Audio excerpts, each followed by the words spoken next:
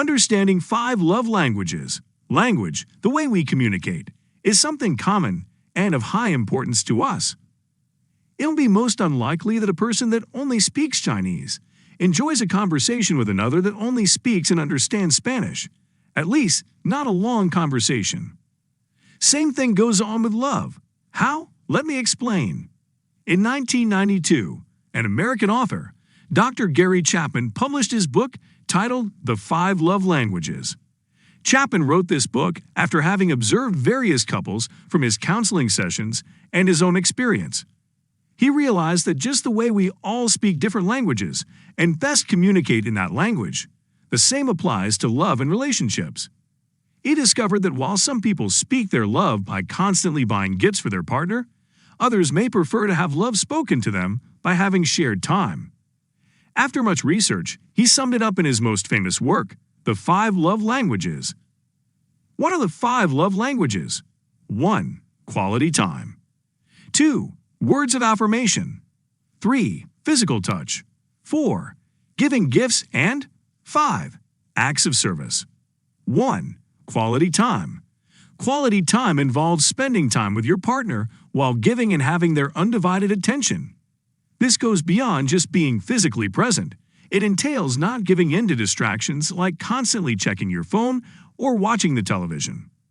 If having your partner around you often and getting their full attention is how you most feel loved, chances are your primary love language is quality time. 2. Words of affirmation. I love you. I adore you. I'm proud of you. People with this primary love language love to hear things like this. It is not satisfying enough to know that their partner feels this way. They need it verbalized. This doesn't stem from a place of doubt or insecurity. Most times, it's simply how their love battery gets recharged. Do you feel the need to have your partner verbalize their feelings for you, even when you know in your heart how they feel? This may be your love language. 3. Physical touch. This goes beyond sex. Chapman realized that with a lot of couples, especially the male folk, people confused physical touch to mean sex. However, this love language transcends beyond that. It involves communicating love through physical contact, hugs, kisses, cuddles, holding hands, and massages, especially when done spontaneously. If your idea of a perfect date night consists of staying in, cuddling, and kissing your better half, physical touch may be your primary love language. 4. Giving gifts. This might be the most widespread form of showing love. An act common in nearly all cultures, giving gifts has been known to foster love and relationships. What makes this love language special isn't the monetary value of the gift, but the message it sends. It says, I was thinking about you, or I value you so much I got this for you. Gifts become even more special when they reflect the unique details of your partner. Do you feel most loved when you receive gifts from your partner? Do you have the constant need to give your partner a gift that says how special they are to you?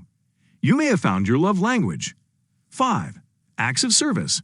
This love language goes for people who believe more in actions than words.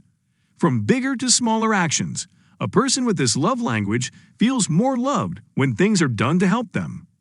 Activities like washing the dishes, making a meal for them, surprise meals are the best.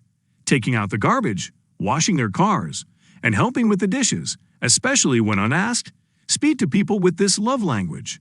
Do you feel more valued and appreciated when your partner does things for you, even if they're little? Do you tend to reciprocate as well? Acts of service may be your love language. Why is it important to learn about love languages? Knowing our love language and that of our partner helps foster healthy, loving relationships, especially after the initial high of falling in love wears off. As Chapman observed, with most couples, one or both partners felt unloved in their relationships, not because love didn't exist, but because it wasn't spoken to them in their most understood language. A man with acts of service as a love language would feel more valued when his wife cooks for him, washes and irons his clothes, and so on. His reciprocating in the same way may not have the desired effect on her if this isn't her love language. If the woman happens to be spoken best to in quality time, she'd prefer him taking time out of his work to be with her, listen to her, speak to her, and wholly enjoy some time together. This is why it is essential to know not just our love language, but that of our partner as well. Does that mean after knowing our primary love language, we ignore others? No. It only means we should practice that love language a bit more, but not neglect the rest. Can you have more than one primary love language? Yes. Chapman describes some people as being bilingual, having two primary love languages that speak to them. Does a love language change? Yes, it can change depending on the preceding situation. In times of grief and sadness, a person may prefer physical touch and quality time as a form of care and love, rather than gifts, although this may have been their primary love language beforehand. Are our love languages the solution for all relationship problems? Unfortunately, no. Communicating and showing love to our partners in their preferred language is a big step toward promoting a healthier relationship. However, it doesn't unravel all other issues that could spur up, such as financial constraints, infidelity, addiction, etc. I hope you now have a clue as to what your love language is and your partner's, and can enjoy the benefits of communicating in that language. Thank you for watching the video. Please like, share, and let us know your thoughts in comments box.